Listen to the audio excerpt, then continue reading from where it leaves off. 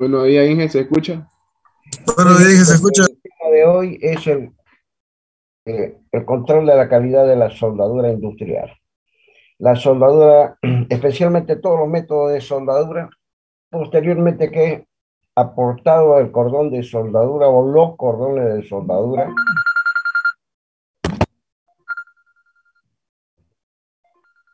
A ver un momentito, por favor.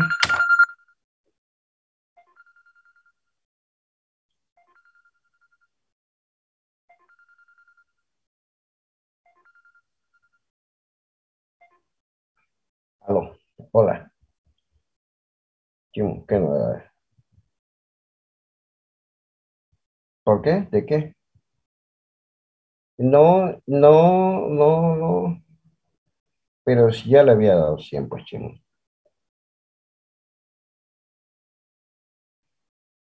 Bueno, bueno, ya, después lo vamos a ver, chimo. Estoy ahorita dando clase. Ya, ok. No, ya, ya, ya, ya.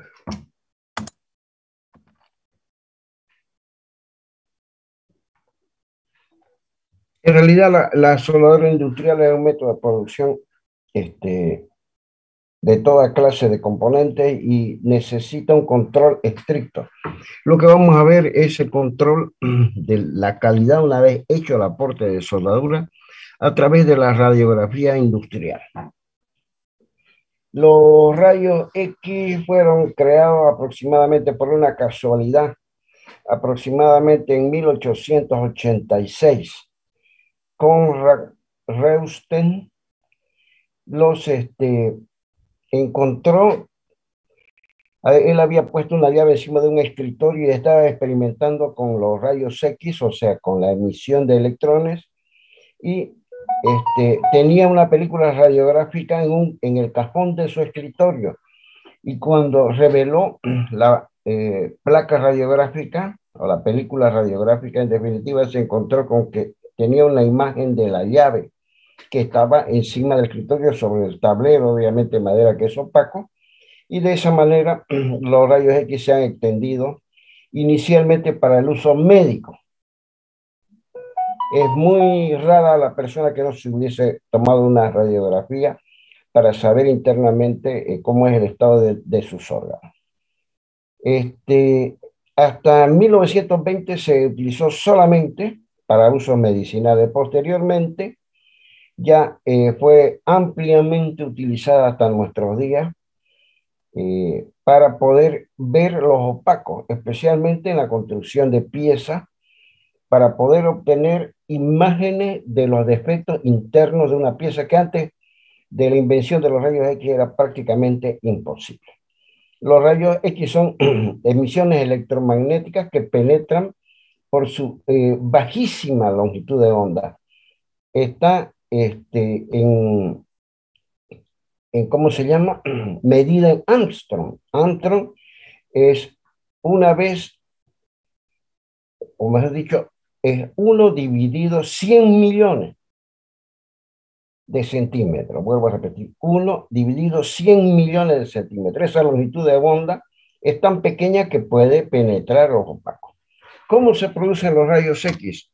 En realidad tenemos un bulbo, como una especie de foco, en el cual se ha practicado el vacío, y internamente del bulbo se ha montado un soporte que mantiene o soporta un filamento de tungsteno. El tungsteno es un material, es un metal que su punto de fusión es altísimo, quiere decir que se necesita una gran energía para poder fundir el material. Este filamento de tungsteno se pone al rojo vivo y emite una gran cantidad, desprende una gran cantidad de electrones. Los electrones son dirigidos hacia una placa llamada ánodo. El filamento de tungsteno se conoce con el nombre de cátodo. Quiere decir que el haz de electrones es dirigido hacia una placa que se llama ánodo, chocan con la placa y luego de eso son dirigidos ese haz de rayos emitidos, que son los rayos X, chocan contra la pieza a observar, en este caso en azul, un cordón de soldadura. Vuelvo a repetir, vamos a admitir por último a Delgado, que es el último que admito.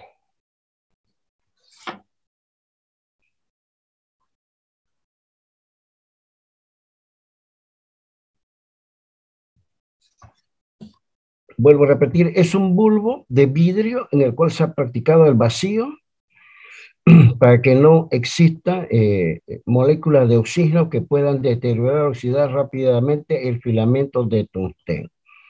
El filamento de tungsteno se eleva su temperatura por la circulación de corriente y en consecuencia emite una gran cantidad de electrones, desprende de su núcleo una gran cantidad de electrones libres que ellos son dirigidos a chocar contra una placa llamada ánodo.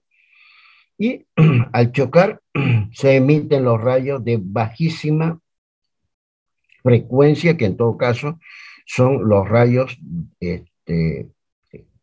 X. Bien. El filamento de tungsteno, para que pueda entrar en incandescencia, que es una altísima temperatura, necesita que circule una corriente muy pequeña, están en el orden de las milésimas de ampere. Y estaría ambos extremos del filamento de tungsteno estarían sustentados por conductores en los cuales se ha practicado una altísima diferencia de potencial. Esa diferencia de potencial actualmente está por encima del 1.000.000 de voltios. Entonces, habrá una gran potencia, una gran disipación, una gran cantidad de energía, porque la potencia es volt por ampere. Y se controla a través de un mecanismo muy preciso que hace circular un pequeñísimo amperaje. Pero sin embargo la diferencia de potencial es muy grande, está en el orden del 1.000.000 de voltios. Y entra en incandescencia el filamento de tungsteno, pudiendo emitir el haz de electrones que posteriormente son dirigidos hacia el ánodo a través de una pequeña diferencia, una fuente de pequeña diferencia de potencial que tan solo sirve de directriz de los electrones para que choque con la placa que se conoce con el nombre de ánodo. De esa manera se producen los rayos X, que son muy, pero muy apreciados en la actualidad.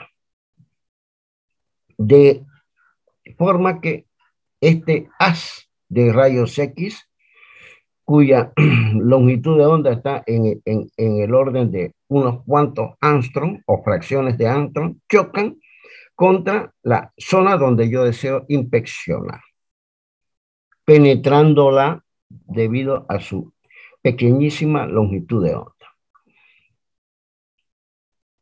Fue un gran progreso. Y eso ha permitido actualmente el desarrollo de una gran cantidad de diversos equipos. Podríamos clasificarlo en tres grandes familias. Los fijos, que son para usos medicinales, que tienen es una instalación muy grande y de gran peso. Normalmente están las instalaciones las máquinas, por decirlo así, de rayos X que emiten rayos X, están en un recinto muy bien construido y se utiliza para laboratorio, en todo caso para rayos X. Bien, cuando nosotros vamos y nos pretendemos sacarnos la prueba radiográfica, nos meten a un recinto, en ese recinto o no, acuestan en una camilla o si no nos ponen contra un fondo determinado y el operador de la máquina se sale fuera del recinto y de ahí da la emisión de rayos X, que es en un periodo extremadamente corto, porque la exposición continua de los rayos X es mortal. Al final produce cáncer, eso ya está comprobado. Bien, esas serían las instalaciones fijas, prácticamente para usos medicinales o para grandes laboratorios para el test de materiales. Los portátiles se usan en la industria. Normalmente son equipos muy pequeños, pero de un altísimo poder de emisión de los electrones y se pueden llevar al campo. en algunas oportunidades ya, especialmente en la industria petrolera, yo necesito practicar una radiografía sobre los componentes que deseo hacer test, y eso obviamente están montados en un lugar fuera de un laboratorio. No voy a cortar el pedazo para hacer el ensayo, ¿no? Tengo que realizarlo en el lugar donde la pieza se encuentra. Entonces se necesita un equipo de bajo peso, muy liviano, y que yo pueda, en definitiva, transportarlo donde yo desee. Y están los semiportátiles. Ellos ya son equipos cuantiosos, son equipos grandes, que están montados sobre un remolque, ¿no? Sobre un camión o sobre una camioneta, y tienen un gran poder de emisión, y también pueden acceder a lugares que están fuera del laboratorio. Normalmente, muchas industrias practican el ensayo de rayos X, y cuando montan un laboratorio, él está lejos de las instalaciones donde hay actividad industrial, lejos de las personas. Bien, en un recinto en el extremo de la industria, ahí se encuentra el laboratorio de rayos X. Espinosa.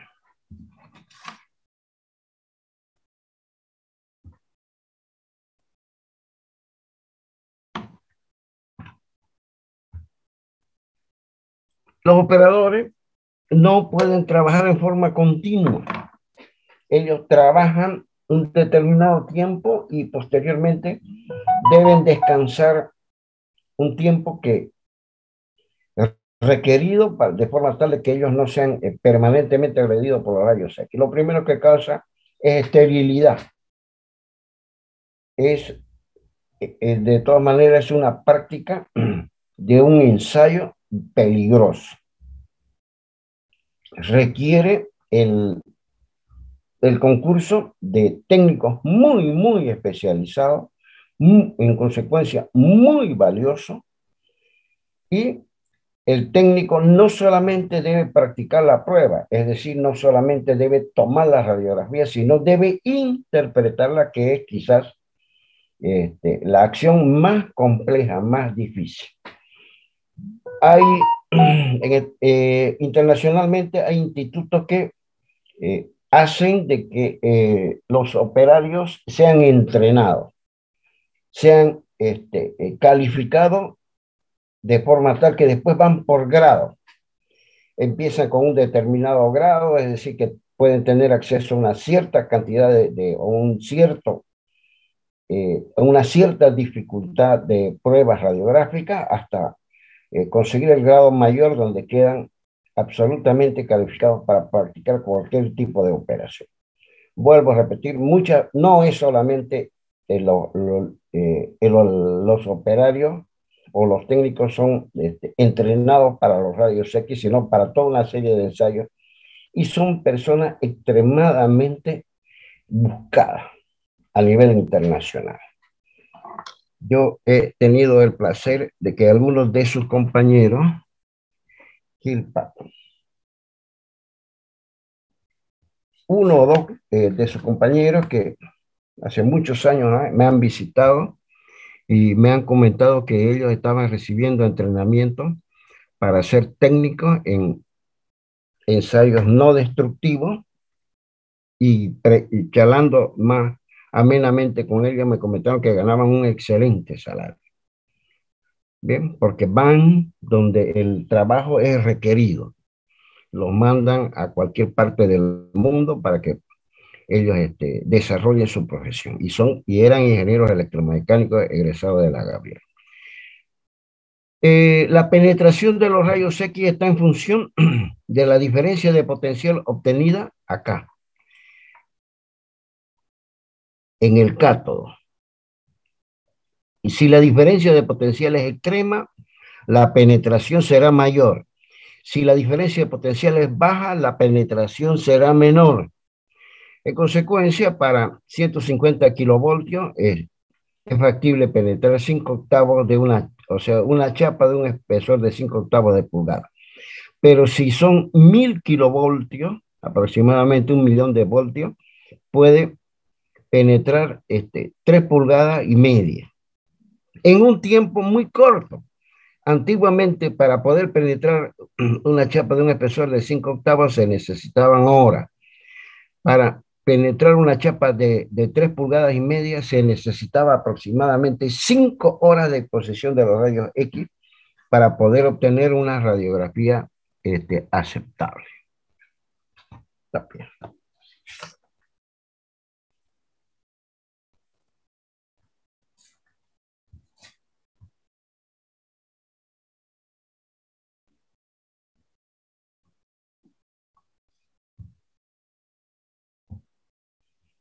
Bien, ahora ya se han desarrollado equipos mucho más potentes con cuentas especiales de alto voltaje de 2 megavoltios, de 20 megavoltios. Fíjense, se pueden penetrar chapas hasta de 20 pulgadas. Eso aparentemente, una chapa de 20 pulgadas es una chapa extremada, de un espesor grandísimo. De 1 pulgada, una chapa ya no es común. Este tipo de chapas se usan para usos marinos, pero de todas maneras, ¿no es verdad? Han desarrollado equipos de muy alto poder que pueden penetrar chapas hasta de 20 pulgadas. Estamos hablando en acero. Habrán materiales que virtualmente no se dejan atravesar por los rayos X. Uno de ellos que tiene un peso específico extremo es el plomo. El plomo es impenetrable a los rayos X gamma. Después está el cobre y algunos otros materiales que tienen uso en tecnológico, pero no pueden ser testados a través de este método. Se buscarán otros tipos de ensayos para poder hacer el test interno de esos materiales.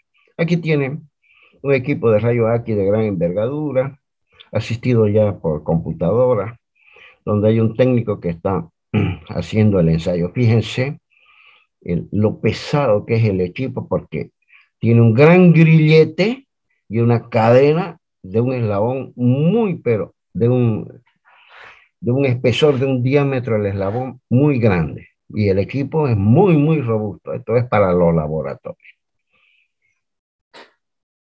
Posteriormente, en 1925, la Marina de Estados Unidos sufrió una ruptura de las paletas de la turbina de vapor y encargaron al jefe de los laboratorios de pesquisa, que era el doctor Robert Mell, y que él, apoyado en la teoría de Curie, de los esfuerzos Curie, reemplazó de alguna manera los rayos X mediante la materiales cuyo núcleo era inestable e inventó los rayos gamma. Bien, son productos de la radiación de un núcleo inestable radioactivo, o sea, son materiales radioactivos que emiten los rayos gamma. En realidad se pone un pedacito de material radioactivo dentro de una cápsula o de un pequeño contenedor, normalmente que tiene la forma de un huevo. Dentro de él se pone, y ese contenedor tiene una ventanita que posteriormente se abre y por ahí salen los rayos gamma. Son radiaciones que tienen, están en el orden del 0,1 a 0,4 Armstrong. 1 sobre 100 millones de centímetros. Bien, de esa manera, el contenedor que contiene el pedacito de material radioactivo es de plomo, cobre y aluminio. Y él tiene una ventanita y se abre oportunamente para poder hacer la emisión. Tiene un grandísimo poder de penetración. Vamos a ver quién está en la casa de espera. Llanos y Pérez.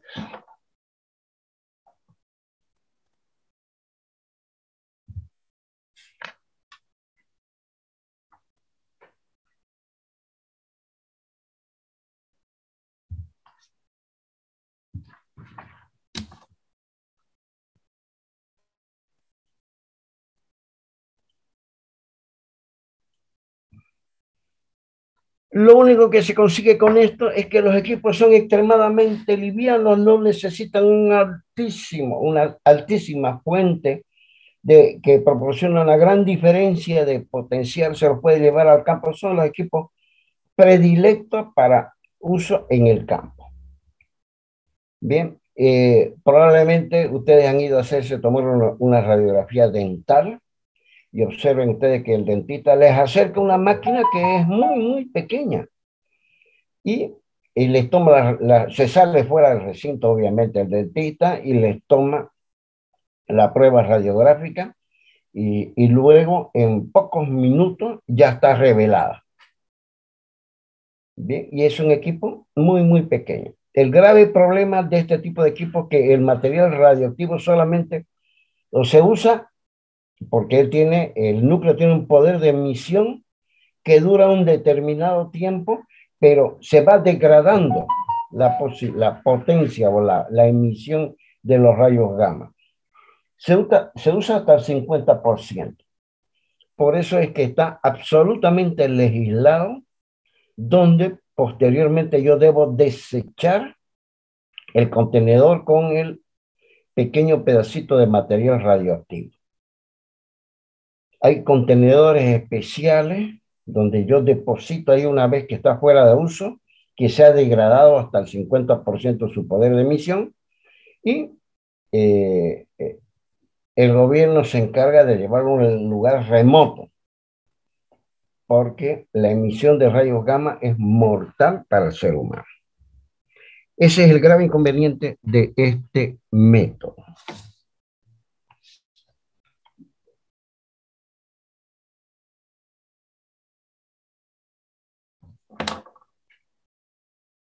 Los materiales que se usan son el tulio, que tiene una duración de 128 días, el iridio 192, 74 días, el cesio 33 años, el cobalto 5.3 años y el radium que es 1620 años. Y tienen diversas posibilidades de penetración. Con el tulio tan solo se puede penetrar una chapa de media pulgada y llegando al radium, que es el que más poder de emisión y es uno de los más caros, obviamente, ¿no es verdad? Puede penetrar hasta 15 pulgadas de espesor de una chapa. Vuelvo a repetir, el grave inconveniente de esto es que dan desechos radioactivos que son altamente peligrosos para el ser humano. Es decir, no lo puedo botar en la basura, porque alguien va y rompe el contenedor de plomo y al poco tiempo está muerto. El grave problema de tanto de los rayos X es el factor de rebote, o lo conocido también con el efecto de rebote. Porque cuando yo emito los rayos X o gamma, ellos chocan con la pieza, la penetran y después van y dejan una impresión en la película radiográfica, que en este caso es la verde.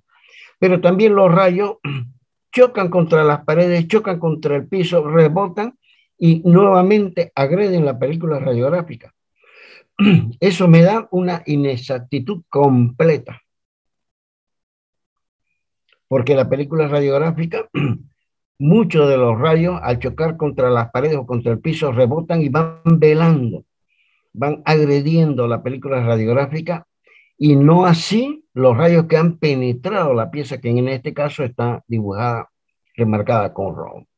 Solamente me interesarían aquellos rayos que penetran la pieza y que vayan, ¿no es verdad? Y dejen una impresión sobre la película radiográfica.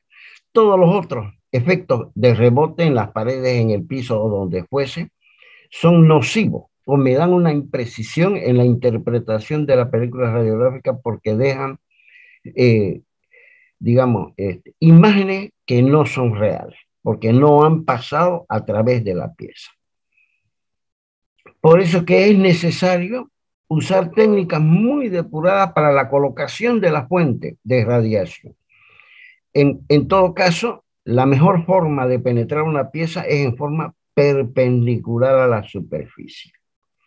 Por eso es que los técnicos formados requieren un alto grado de capacitación para poder ubicar la mejor forma de la fuente de rayos X o gamma y evitar el efecto de rebote.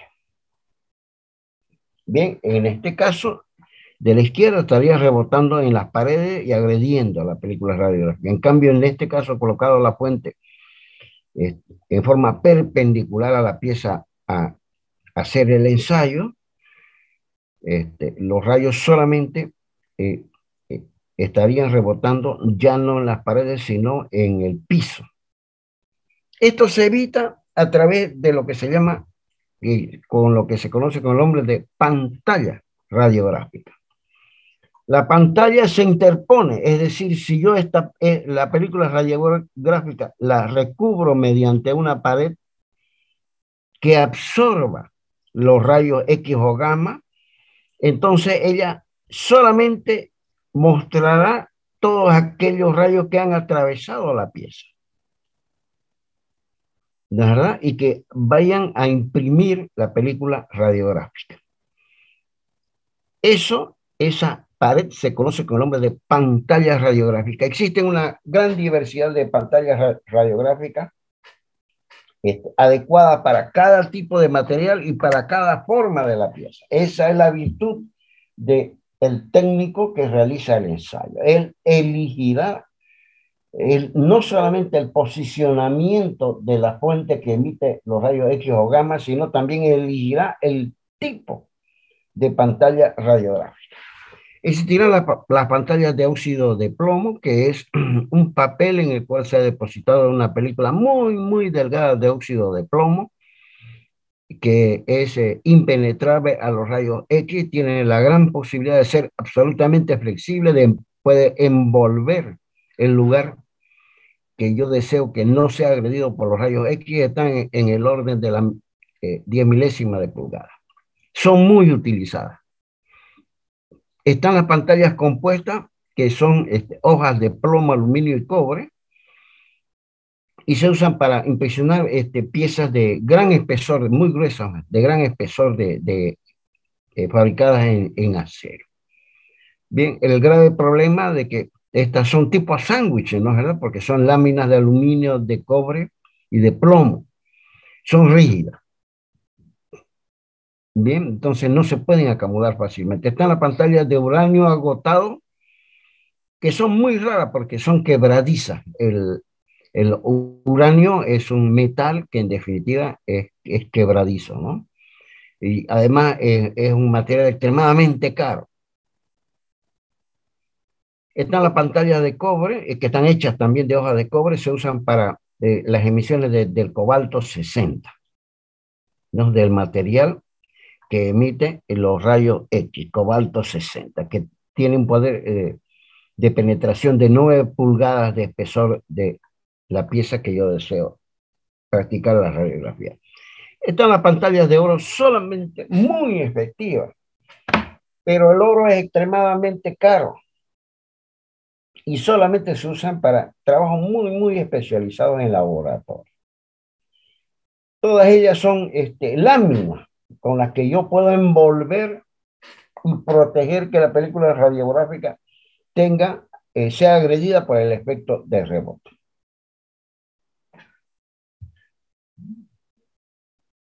Y por último está la película radiográfica. La película radiográfica, si ustedes ya no han vivido eso, ustedes han sacado miles de fotografías digitales a través de su celular o una cámara que permite esa acción. Antes el hecho de tomar fotografías era algo caro. No, la gente no se tomaba fotografías, miles de ellas, como se toman ahora, en una posición sonriendo, bravo, levantando la copa, etcétera, sino que se tomaban las estrictamente necesarias porque se tomaban a través de una película radiográfica que venía en un rollo. La cámara fotográfica normalmente era cara y el rollo también era caro y revelarlo y pasarlo al papel era también caro. Pero con la radiografía necesariamente debe quedar la prueba del ensayo en una película radiográfica que no es más que una lámina de plástico. Una lámina de plástico de cuyo espesor es un poquito mayor al del papel, absolutamente flexible. La podemos observar acá, esa lámina de plástico que estaría, ¿verdad?, conformada por la zona de rayas grises. Pero de nada sirve, no va a quedar absolutamente nada impreso en una lámina de plástico. Debe tener algo sensible a los rayos X. Es una emulsión gelatinosa de sales de plata. Es decir, de esas sales de plata son molidas finamente y puestas sobre la película radiográfica. Pero ellas se escurrirían, como si yo pusiese un poco de sal sobre un papel, y si lo muevo, bueno, la sal se va escurriendo sobre el papel. Debe ser fijada. Tienen un fijador que fija las sales de plata a la lámina de plástico, ¿verdad? Se conoce con el nombre de adhesivo. La emulsión de sales de plata está demostrada acá con esta capa roja. El adhesivo con la capa verde. Normalmente se trabajan ambas caras. Pero posteriormente la película radiográfica es un dato histórico. Yo la puedo archivar, la puedo meter dentro de un archivador y guardar, y dura durante mucho tiempo. Tengo alguna duda, voy nuevamente, reviso. Esa es la importancia, porque deja un trazo histórico este ensayo. Entonces debo manejarla, debo tocarla, y en consecuencia no puedo tocar la emulsión de sales de plata que están firmemente adheridas a través del adhesivo a la lámina de plástico. Tiene una capa superior, que es un revestimiento protector que me permite la manipulación de la película radiográfica, que después puede ser archivada. Bien, repitiendo nuevamente, es un plástico, la verdad, que es la película base. Sobre ese plástico debo poner una emulsión de sales de plata que están fijadas a través de un adhesivo a la película radiográfica, y posteriormente tiene una capa protectora que es un revestimiento. Fíjense que está en el orden de la milésima de pulgada. Bien, algo muy flexible que yo puedo guardar. Luego de eso, no obtengo nada. Una vez practicada la radiografía, no obtengo absolutamente nada. No puedo ver nada. Debe ser revelada. En primer lugar, y no es verdad, se meten dentro de productos químicos que fijan las partes que han sido agredidas de una u otra manera a la emulsión de sales de plata. Los rayos X agreden, si de alguna manera esa emulsión, esa capa, esa lámina de emulsión de sales de plata es más agredida, esa zona quedará, después de revelado, más oscura. Si es menos agredida, quedará más clara. Vamos a ver cuando nosotros nos rompemos el brazo y vemos en la radiografía. La ruptura, donde no hay hueso, porque está interrumpido el hueso, obviamente se ve oscura, porque ahí los rayos X o gamma pudieron atravesar fácilmente, porque no atravesaron previamente el hueso. Pero, sin embargo, el hueso sano se ve claro. El médico ve eso y dice, bueno, te quebraste el brazo, y tiene un dato exacto de qué acción va a tomar. Si nos va a enyesar, si nos va a poner una prótesis, si nos va a operar, si la ruptura es múltiple. Lo mismo pasa con la tecnología para piezas fabricadas ¿cómo se llama? Materiales opacos, especialmente el acero.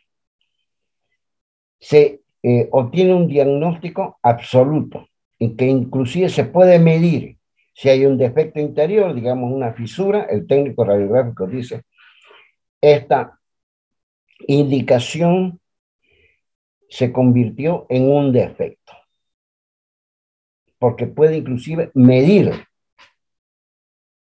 tiene una visión interna de lo que yo deseo hacer el test absolutamente clara. Los faltantes, los pedazos faltantes internos del material, los rayos X los atravesarán con facilidad, agreden la película radiográfica con mayor intensidad porque no tiene dificultades los rayos en pasar a través de ese pedazo faltante, se verá oscuro. Y en los lugares donde no hay interrupción del material, los rayos X son, digamos, interrumpidos, absorbidos por el mismo material. No, la película, la emulsión de plata no será agredida, se verá claro. Bien, y después de revelado, viene un proceso de lavado y posteriormente un proceso de secado. Normalmente la cuelgan la película radiográfica como la ropa, en una pita, ahí con un broche, hasta que se seca y luego la ponen ante la luz y el eh, técnico en radiografías industriales saca un diagnóstico exacto. Dice si la pieza puede o no puede ser utilizada. Observa los posibles defectos que pudiese tener la pieza. Eso se practica mucho en la radiografía industrial. O sea, la radiografía industrial, perdón, se practica mucho, especialmente en los cordones de soldadura, en aquellos recipientes de alta presión. Si yo voy a fabricar una carretilla, no importa que el cordón de soldadura no tiene una importancia relevante, que el cordón de soldadura, que aparentemente está muy bien practicado, tenga algún defecto interno, es intrascendente. Pero en un recipiente que está sometido a muchas atmósferas, en el caso de un gasoducto, es vital. Cualquier defecto interno es absolutamente inaceptable. Bien, por eso es que se aprecia mucho la calidad del operador, o sea, del soldador, porque inmediatamente concluye su trabajo en un recipiente de alta presión, viene el técnico radiográfico y da un diagnóstico del trabajo que ha hecho el soldador. Y de esa manera van calificando a los soldadores. Y a medida que son más calificados, obviamente, en la industria significa mayor valor de su mano de obra. De acuerdo, eso es lo que muestra la película radiográfica. Es muy importante seleccionar la posición del emisor, tanto de rayos X o rayos gamma. Debe atravesar la menor cantidad de paredes posible. Observen ustedes en este perfil, cuya es un perfil I de base inferior más grande o de ala inferior más grande versus el ala superior. En este caso han colocado la fuente arriba y los rayos X están penetrando en primer lugar el ala superior, luego el cordón de soldadura y luego el ala inferior. Se verán todos los defectos superpuestos. El defecto que, debido a la soldadura mal ejecutada, los defectos que pudiese tener el ala superior y los defectos que pudiese tener el ala inferior. Eso también, ¿verdad? Por eso es que la colocación de la fuente emisora debe ser de forma tal que atraviese la menor cantidad de parte de la pieza a observar. Y en todo caso, todas las imágenes van a quedar impresas en la película radiográfica en forma sobrepuesta. La interpretación va a ser más dificultosa y ese es el mérito del técnico radiográfico. Dar un diagnóstico, decir no, este defecto no pertenece al cordón de la soldadura, sino pertenece al ala superior o al ala inferior del perfil de acero. Por eso es que son personas altamente entrenadas. Normalmente existen institutos calificadores de acuerdo a la norma que van ascendiendo al personal de forma tal de que es por grado. Se tardan una muy buena cantidad de tiempo en llegar a ser el técnico más calificado. Acá es el caso en que yo tengo un recipiente de alta presión que permite meter o ubicar la fuente emisora dentro del mismo. Entonces debo testar la pared, ¿no es verdad? Cuando se echa una soldadura a tope. Una soldadura a tope es cuando yo junto mis dos dedos, ellos no están unidos y ahí practico le pongo un adhesivo, que en todo caso es el cordón de soldadura. En este caso se va poniendo retazos de películas radiográficas hasta cubrir toda la superficie, ¿verdad? De forma tal que la fuente interior deje la imagen en cada una de las películas radiográficas que están eh, sobrepuesta un pedacito de una sobre la otra. Se conoce con el nombre de traslape. Y ellas van numeradas. Yo le pongo el número 1 a este sector que corresponde a la película número 1 para posteriormente, si hay algún defecto, decir en el sector 1, la película 1 correspondiente al sector 1 mostró un defecto y ya yo sé de que exactamente en ese lugar existe un posible defecto. Eso es cuando la fuente emisora está colocada dentro del recipiente. En algunos casos, la pieza a ensayar es sólida o de un diámetro muy, muy pequeño, donde la fuente emisora necesariamente tiene que estar fuera. En este caso, si es una barra de hierro que tiende a girar, debe ser fijada a través de un metro. De una barra de hierro, debo saber qué es lo que pasa. Por debajo tengo una película radiográfica como la verde, y de esa manera los rayos X atraviesan absolutamente todas las barras, dejando su impresión en la película radiográfica. Pero la barra, para que no se gire, quede firmemente anclada, es necesario, ¿verdad? Poner algún aditamento para que la barra no se mueva.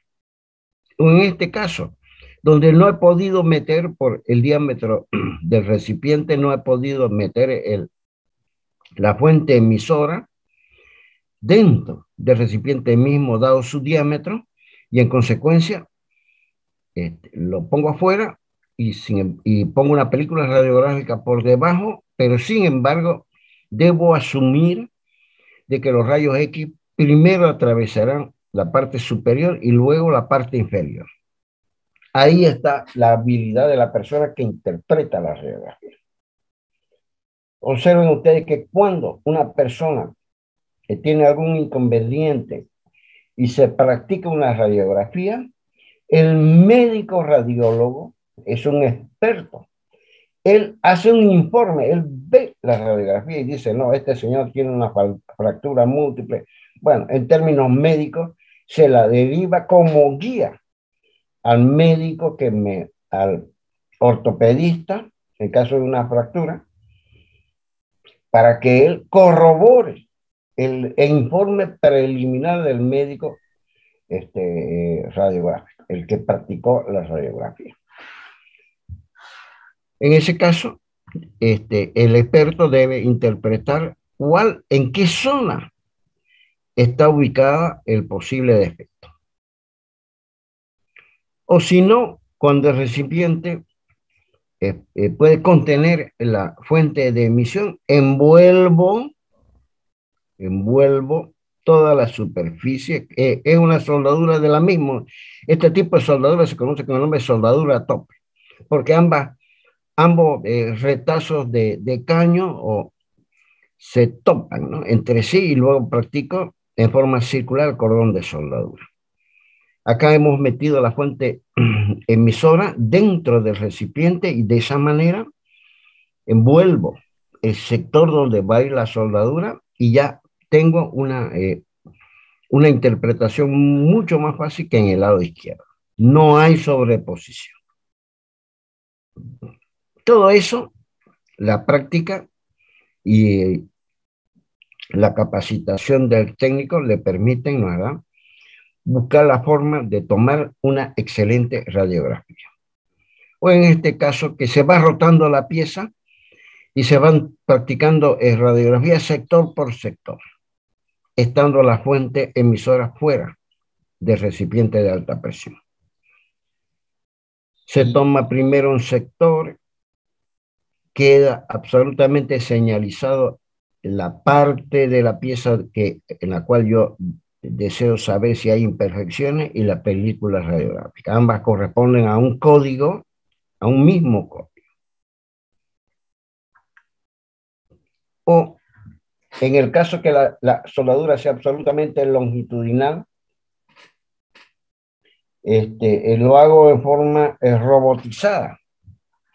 Lanzo una fuente que camina muy lentamente, se conoce con el nombre de tortuga, porque muy lentamente trajina en forma longitudinal el recipiente y va emitiendo los rayos X.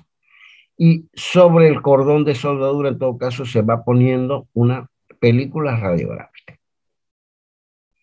Este es el caso que voy tomando. Esta se llama tortuga, la podemos ver acá. ¿No es verdad? Lanzan en un tiempo determinado que está absolutamente calculado. Fíjense, están construyendo un gasoducto. Lanzan el robot que emite, obviamente, los rayos gamma o los rayos X. En este caso, es cuando yo tomo sector por sector. Aquí tengo una pantalla y otra pantalla que dirigen directamente a una zona determinada de la película, los rayos X que han atravesado previamente la pared metálica. Bien, el posicionamiento es muy importante. Si yo deseo tomar, en este caso, ubicar la fuente en forma perfectamente vertical, entonces atravesará una pared y otra pared. Pero si yo la ubico con un determinado ángulo y la dirijo con ese ángulo, entonces impresionará solamente una pared. Luego corro la fuente con el mismo ángulo, impresiona otra parte de la pared de soldadura. Lo mismo ha sucedido en este caso, ¿no es verdad? Se ha hecho una estructura tubular a través de el aporte de soldadura y en consecuencia primero hago el test de este cordón de soldadura, corro y hago el test de este otro cordón de soldadura. Eso ya está en función de la habilidad y la experiencia que pudiese tener el que practica, el técnico radiográfico. Que vuelvo a repetir, es una persona dentro de la industria extremadamente apreciada. Las industrias se los pelean porque es una persona vital, ¿no? Las industrias obviamente serias, ¿no? No aquellas que hacen clavo, ¿de acuerdo? Por decir, las uniones roscadas, los pernos para contener, para soportar grandes esfuerzos, previamente antes de lanzarlos al mercado, se le hace una prueba radiográfica. Es de rutina.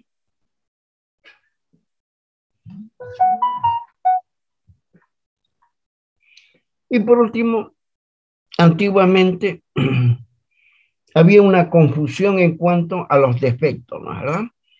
De esa manera, en la soldadura, los técnicos decidieron codificar. Las fracturas las llamaron el número 100, las porosidades y cavitaciones el número 300, las inclusiones de sólido, el número 200, perdón, ¿no es verdad? Es el número 200. El número 300, la inclusión del sólido, la función incompleta al 400 y así sucesivamente. En realidad ellos ya no se refieren al defecto por el nombre, no dicen una inclusión de sólido, no dicen efectos diversos, sino dicen está con el código 400. Bien, de esa manera ese es el lenguaje técnico. Luego viene el inspector, analiza, o el mismo técnico radiográfico analiza y da un diagnóstico.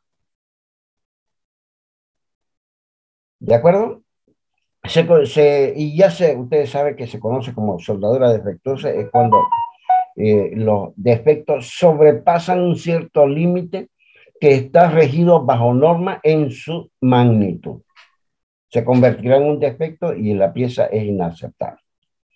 Por eso es que muchas veces el técnico radiográfico es el que da el diagnóstico, que en todo caso una soldadura mal efectuada muchas veces significa miles de dólares. Es una persona que las industrias le pagan muy bien porque él debe dar un veredicto imparcial. Ese veredicto imparcial siempre beneficia a la industria. Las grandes empresas que practican los servicios de soldadura normalmente lo tientan, o sea, lo quieren hacer de que él haga la vista gorda de los defectos y le ofrecen un montón de dinero. Por eso es que él gana un muy buen salario porque es un hombre incorruptible, que obedece y no tolera ningún tipo de soborno, que obedece a la empresa que lo ha contratado. Por eso normalmente buscan personas intachables para esa situación. Bien, el resto ya lo hemos visto, ¿no es verdad? Cuando vimos defectología, cuáles son las fracturas superficiales, las fracturas internas, en todo en la soldadura, la falta de continuidad, los defectos internos, ya eso lo hemos charlado, la inclusión de sólidos, en fin, todo eso está absolutamente codificado, ¿verdad? Y los expertos pueden, de alguna manera, referirse a los códigos. Ya no se refieren a la inclusión de sólidos como, no dice inclusión de sólidos, sino dice corresponde al código 300. ¿De acuerdo? Muy bien, nada más chicos. Creo que hasta ahorita vamos dando 1, 2, 3, 4, 5, 6, 7 clases. Yo no sé si ya podemos dar un segundo examen. Probablemente demos una clase más la semana que viene y luego de eso daremos el segundo examen, que ya ustedes ya con eso van a tener una idea concreta de la nota que están proyectando sacar. Lo único que les recomiendo es que le presten atención. Hay algunos que pero muy hábiles que han digerido perfectamente la información. Les he pasado hasta el ensayo de tracción. Me falta pasarle el ensayo de dureza, de ensayo radiográfico y no destructivo, que se lo voy a pasar hoy o mañana. Apenas tengo un tiempito, les paso la información. Y ya estaríamos dispuestos, vamos a dar probablemente 3 clases más, ¿verdad? Vamos a hacer el ensayo de partículas magnéticas, de ultrasonido y probablemente el ensayo de tracción. Quiere decir que para fines del mes de junio estaríamos prácticamente fuera de la materia, pero todo es con el buen concurso de ustedes, de forma tal de que no hagan de que los exámenes sean un vía cruce, de que estemos 6, 7 horas ahí metidos. Sí, deben ustedes, si tienen la información muy bien fijada, no pueden estar más de 5 minutos en el examen. Ya saben cómo se evalúa y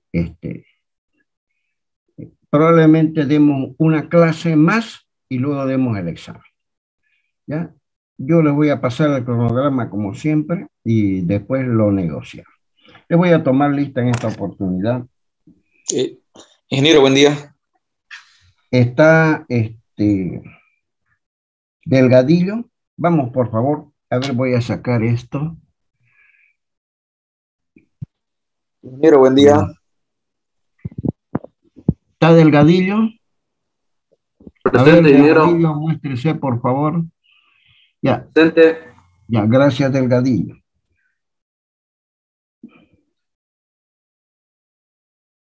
Espejo. No está Espejo. Espinosa Ríos. Presente, ingeniero Espejo. Espinosa Ríos. Fernández Gómez. No Ingeniero, está Fernández Gómez. Presente, Fernández Fernando. Romero. ingeniero Espejo, por favor. Presente. Fernández Romero, presente. Ya, gracias. García Martínez. José Darío García Martínez. ¿Está? No hay. Ausente. Sí, ingeniero, estoy presente. Ah, ya. Perfecto. Ingeniero, va a disculpar, está un falla en la computadora. Ingeniero, ¿me escucha? Sí, Gil Patton está. Ingeniero presente. Y le recomiendo entrar temprano a Gil Patton. Ingeniero, gracias. Inclán Kevin. Ingeniero, aquí ¿Dónde presente. está Inclán? Muéstrese, Inclán, no lo veo. Ingeniero, disculpe, no podía activar mi micrófono, se mojó un poco mi pantalla. Aquí está, Jardín. ingeniero. Jardín ¿Me ve? está. Ingeniero, ¿me tomo lista? Sí, le tomé lista a Inclán. Jardín, Ya, ya, gracias. Jiménez Y García Adrián. Martínez, ingeniero. Presente, ingeniero. Jiménez. Laime Diego. Presente, ¿Dónde ingeniero. está Laime? No lo veo, Laime. Ya, Presente. gracias, Laime. Llanos Cristian. Presente, ingeniero.